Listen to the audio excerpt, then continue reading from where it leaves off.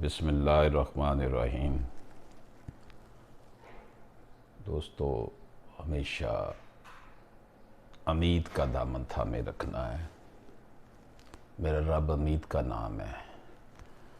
जो बंदा मायूस हो जाता है वो कुफ्र करता है।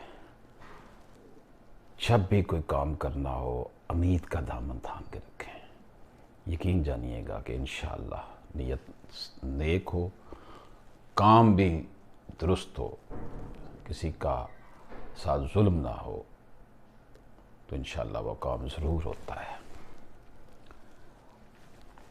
आज मैं अपनी किताब मन की दुनिया की जीत से जो इंतखाब आपकी खिदमत में पेश कर रहा हूँ, वो मेरा आर्टिकल है बंदा है खाकी की फितरत। ज़िंदगी की अफादियत मादियत में नहीं, रूहानियत में है। खालिक ने अपने बंदे को फितरत पे पैदा किया है। जो शय फितरी तकाज़ों के ख़िलाफ़ है वो इंसान की भलाई के लिए नहीं हो सकती। बंदे और रब के दरमियान ताल्लुक़ खालिक और मखलूक वाला है। इंसान की जिबिल्लत में है कि वो घाटे का सौदागर है। और एक बात ये भी कि बुराई में इंसान के लिए कशिश है। खालिक ने इंसान को पैदा किया और फिर उसकी तरबियत के लिए लातादाद अंबिया और रसूल भेजे।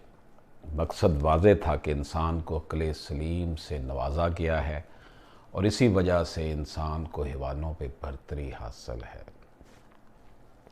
जब बंदे ने अपने इंसान होने का भरम ही नहीं रखना तो फिर उसका मकसद हयात तो कुछ भी नहीं रहता। अंबिया इकराम अलैहिस्सलाम ने अपनी अपनी बसात जो कि रब ने अता की थी उसके मुताबिक अपना मिशन जारी रखा और इंसान को तौहीद की लगन पैदा करने के लिए बहुत ही ज़्यादा तगोताज की। इंसान में तौहीद की लगन पैदा करने के लिए बहुत ज़्यादा कोशिशें की। ये अंबिया इकराम की बात हो रही है, रसूलों की बात हो रही है। मुसीबतें झीलीं, ज़ख्म खाए। चूँकि नबी का एक एक अमल रब की अता से होता है, इसलिए इंसानी माशरे को इर्तिका के सफ़र में रब ने गामज़न रखा। आदम अलैहिस्सलाम से शुरू होने वाला इंसान का सफ़र सदियों से जारी है। बेशुमार लोग पैदा हुए और वफ़ात भी पा गए।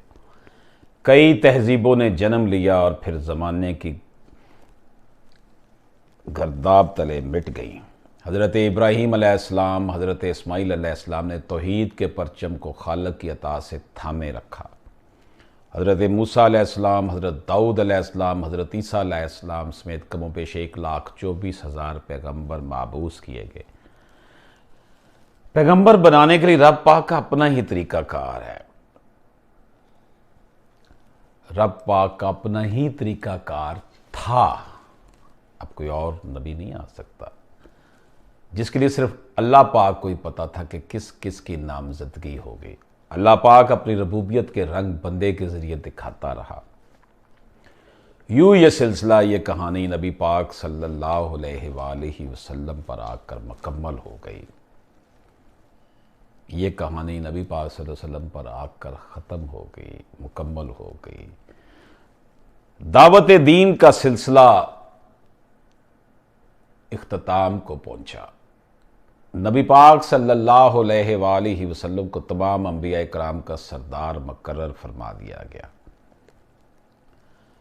अब सवाल ये पैदा होता है कि अगर तो नबी पाक सल्लल्लाहु अलैहि वसल्लम भी आम नबियों जैसे थे तो फिर नबी पाक सल्लल्लाहु अलैहि वसल्लम को तमाम अंबिया का सरदार क्यों बनाया गया। और फिर एक बात और कि नबी पाक सल्लल्लाहु अलैहि वसल्लम को रहमत आलम भी बनाया गया है, इसलिए कि नबी पाक सल्लल्लाहु अलैहि वसल्लम की बतौर आखिरी पैगंबर तशरीफ़ आवरी इस बात की दलालत है कि इन जैसा ना तो कोई है और ना ही कोई आया है और ना ही कभी आएगा। गोया सारे ज़मानों की मखलूक में से आप सल्लल्लाहु अलैहि वसल्लम को सबसे आला व अरफा मकाम अता फरमाया गया। आप सल्लल्लाहु अलैहि वसल्लम को आखिरी किताब कुरान मजीद से नवाजा गया। आप सल्लल्लाहु अलैहि वसल्लम को मेराज का सफ़र नसीब हुआ।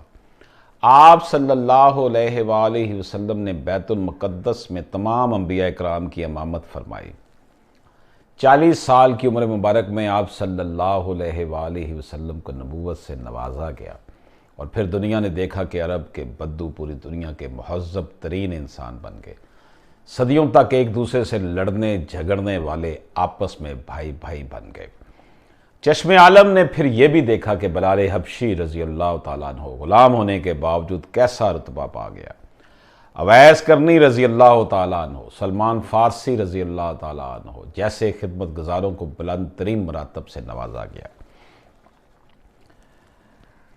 ये सारी तमहीद इसलिए बांधी गई कि नबूवत के सिलसिले के शुरू होने से लेकर नबूवत के सिलसिले के ख़त्म होने तक कहीं भी मादियत की पजीराई नज़र नहीं आती। मादियत का हसूल बुरा नहीं, लेकिन हद से तजावज़ करना एहसन कदम नहीं। मादा परस्ती की वजह से लालच, झूठ, अनापरस्ती ने बहुत नशो नमा पाई, लेकिन वो सबक जो अंबिया कराम अलैहिस्सलाम ने दिया था उसको भुला दिया गया।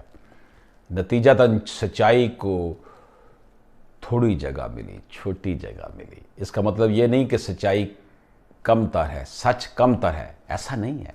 सारी गुफ्तगू का निचोड़ यही है कि फादियत रब की अताअत में है, रूहानियत में है। रुपए के हसूल के लिए कोशिश करनी चाहिए, लेकिन जायज़ तरीके से। जायज़ का मतलब यह है कि जिससे किसी को नुकसान ना हो। नबी पाक सल्लल्लाहु अलैहि वसल्लम की ज़ाहिरी हयात के 63 बरस इस बात के गवाह हैं कि कभी भी मादियत की तरगीब नहीं फरमाई। हमेशा ज़ोर अल्लाह पाक की खुशनुदी के हसूल पर ही रहा, और मुसलमान जानता है कि अल्लाह पाक की खुशनुदी को कैसे हासिल किया जा सकता है। इजाज़त दीजिए। अल्लाह हाफ़िज़।